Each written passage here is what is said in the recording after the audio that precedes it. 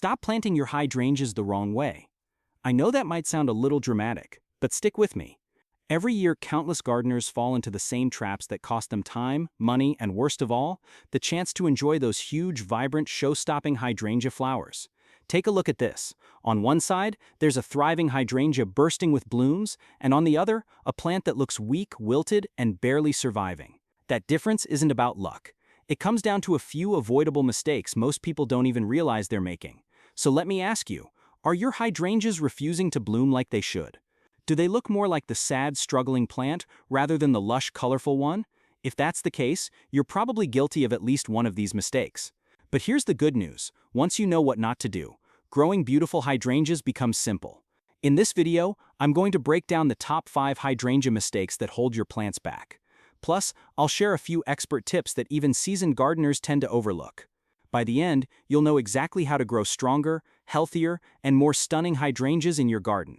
But before we dive in, if you enjoy practical gardening tips and want your plants to flourish, go ahead and subscribe and don't forget to hit the notification bell so you never miss a new guide. I post fresh gardening advice every single week.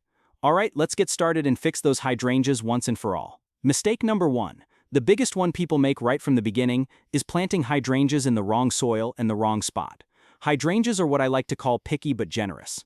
If you give them the right conditions, they'll reward you with incredible blooms. But cut corners and they'll keep struggling year after year no matter what else you try. Let's start with the soil. Hydrangeas thrive in rich, well-draining soil. That means it should hold moisture but never stay soggy. Think of it like a sponge. It absorbs water but doesn't drip endlessly. Heavy clay suffocates the roots while overly sandy soil drains too quickly, leaving them thirsty. Neither one works. The fix? Improve your soil before planting. Add compost, leaf mold, or other organic matter to boost both drainage and fertility. You're basically building a healthy, nutrient-packed home for the roots. And here's a bonus. Use a soil test kit. It'll reveal whether your soil is more acidic or alkaline, which actually affects the color of certain hydrangea flowers. I'll explain more about that later in the video. Now let's talk location. Hydrangeas love balance. Some sun, some shade. The perfect setup is morning sunlight with afternoon shade. That gentle morning light helps them bloom, while the shade protects them from harsh midday heat. Too much sun? You'll see scorched leaves, dry soil, and constant stress. Too much shade? You'll get lots of greenery but almost no flowers. I learned this lesson the hard way. Once I planted a hydrangea in full sun from dawn till dusk, thinking more light meant more blooms. Within weeks it looked crispy, brown-edged leaves, curled tips, and not a single flower. I had to dig it up and move it to a shadier corner, and by the next season it came back stronger than ever. So here's the golden rule. Give your hydrangeas the right mix: well-drained, organic, rich soil for the roots and partial shade overhead. If you can get those two things right, you've already won half the battle of hydrangea care. And don't just guess, test your soil. Watch how the sun moves across your yard, and choose a spot where your hydrangeas can thrive year after year. That little bit of planning up front makes the difference between a disappointing plant and one that turns heads in full bloom. Mistake number 2 is one that quietly ruins more hydrangeas than you'd think: watering the wrong way. I know, you're probably thinking, it's watering, how complicated can it be? But with hydrangeas, the way you water can make or break the plant. Done right, you'll have a full, thriving shrub. Done wrong, you'll end up with a plant that always looks wilted and stressed. Here's the trap most gardeners fall into. They give their hydrangeas a quick surface soak. A couple of minutes with the hose or a spray from the sprinkler, and the top layer of soil looks nice and damp, but just a few inches down, the roots are bone dry. Hydrangeas actually have fairly deep roots, and if the water doesn't reach them, the plant can't stay healthy. So what's the fix? Skip the light sprinkles. Instead, give them a deep soak a few times a week. Let the water run slowly so it seeps deep into the soil. A soaker hose or drip irrigation system is perfect because it feeds the roots directly where they need it. Here's a bonus pro tip. Add a 2 to 3 inch layer of mulch around the base of your plant. Mulch locks in moisture, keeps the soil cool, and saves you from constant watering. Just don't pile it right against the crown. Leave a little breathing room so the plant doesn't rot. And here's a story from my own gardening mistakes. When I first grew hydrangeas, I watered them like I did my lawn, quick sprays every day. At first they looked fine, but within weeks the leaves were drooping every afternoon. I thought I was giving them enough water, but in reality the roots were staying shallow and weak. Once I switched to slow, deep watering, it was like magic. The leaves perked up, the blooms lasted longer, and the plants finally looked happy. So remember this golden rule. With hydrangeas, it's not about how often you water, it's about how deeply you water. Mistake number 3 is pruning without knowing your plant. And this one confuses almost everyone. Most gardeners assume pruning hydrangeas is like pruning any other shrub. Cut back the old wood, tidy it up, and you're good. But here's the catch. Not all hydrangeas bloom the same way. Some flower on old wood and others on new wood. If you don't know which kind you have, you can easily cut off every single bud for the season. Here's the breakdown. Big leaf hydrangeas, the classic mophead or lace cap varieties, and oakleaf hydrangeas bloom on old wood. That means their flower buds form the year before. If you prune them in late winter or early spring, you'll remove all the buds before they can bloom. You'll get a leafy plant, but no flowers. Panicle hydrangeas and smooth hydrangeas, on the other hand, bloom on new wood. Their buds form on the fresh growth that appears in spring, so you can prune them back in late winter without losing blooms. Not sure what type you have? The easiest way is to check the tag when you buy it. If you already own one, watch when it flowers. Early season blooms usually mean old wood. Later summer blooms usually mean new wood. Let me share a painful lesson of my own. I had a stunning big leaf hydrangea that was the star of my garden. One early spring, I thought I'd be proactive, trim it back, shape it nicely. Well, that year it gave me nothing. No blooms at all, just a big leafy bush. Why? I had unknowingly cut off every single flower bud. That mistake cost me an entire season. So here's the golden rule. Know your hydrangea before you prune it. If it's an old wood bloomer, prune right after it flowers, not in spring. If it's a new wood variety, go ahead and prune in late winter or early spring. Get this wrong and you'll lose a year of blooms. Get it right and your hydrangea will reward you with flowers all season long. Mistake number 4 comes down to fertilizer and soil pH. And this is where a lot of gardeners swing to extremes. Either they feed too much or not at all. Both can backfire. Hydrangeas aren't heavy feeders, but they do need the right balance to bloom beautifully. The mistake I see all the time: gardeners dump loads of nitrogen-rich lawn fertilizer around their hydrangeas. The result? Tons of big green leaves, but not a single flower. What hydrangeas really want is a balanced, slow-release fertilizer, something like a 10-10-10 or a 14-14-14. That way they get steady nutrition for both foliage and flowers, without tipping the balance too far one way. When it comes to fertilizer, timing matters just as much as the type. Apply it once in early spring, right as your hydrangea is waking up, and again around midsummer if it looks like it needs a boost. Slow-release fertilizer is key here. It feeds your plant gradually, instead of overwhelming it all at once. Now let's talk about something really fascinating: soil pH. Believe it or not, the acidity or alkalinity of your soil can actually change the color of certain hydrangea blooms. Big leaf hydrangeas are famous for this trick. In acidic soil, pH below 6, the flowers turn a gorgeous blue. In neutral to alkaline soil, pH above 7, those same blooms will show up pink. So if you've ever walked past two hydrangeas of the same variety, one bright blue and the other bubblegum pink, it wasn't magic, it was pH. And yes, you can tweak this if you want to play around with color. Add garden lime to raise pH and shift blooms toward pink. Add aluminum sulfate to lower pH and push them toward blue.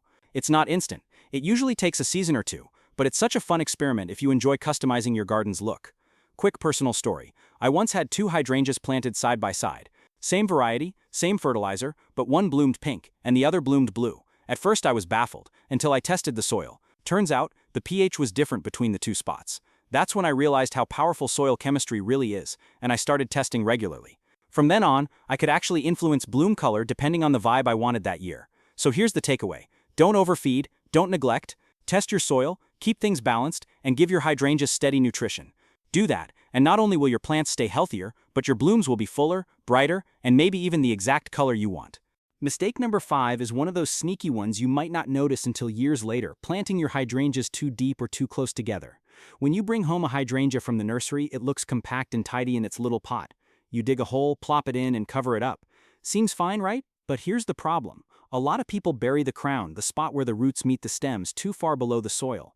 The crown should always sit right at ground level. If it's buried, moisture builds up around it, rot sets in, and the whole plant struggles. So the rule is simple. When you plant, make sure the top of that root ball is flush with the ground, not an inch deeper.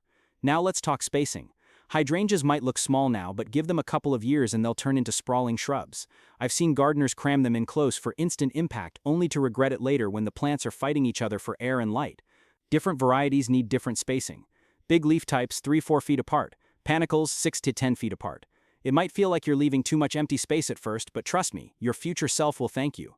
Proper airflow prevents mildew, fungal diseases, and all the stress that comes with crowding. And yes, I've made this mistake myself. Early on, I planted 3 hydrangeas in a tight little triangle because I wanted them to look full right away. Year 1, gorgeous. Year 3, disaster.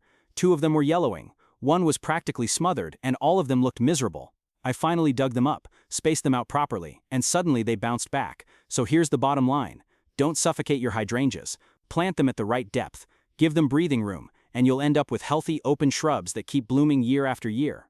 Alright, we've talked about the biggest slip-ups that can hold your hydrangeas back, but before we wrap things up, let me leave you with a quick list of pro tips and best practices.